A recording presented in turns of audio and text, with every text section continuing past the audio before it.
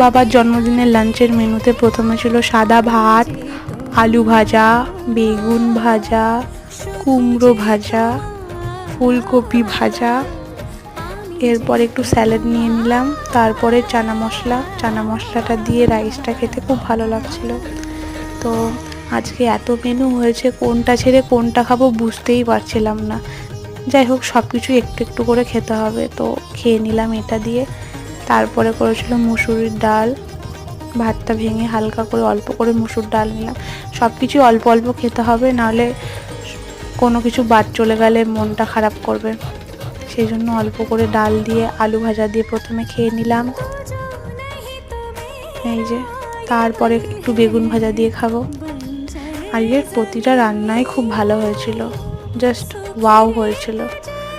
বেগুন ভাজা দিয়ে ডাল দিয়ে খেতে কার কার ভালো লাগে কমেন্ট করো, আমার তো খুব ভালো লাগে।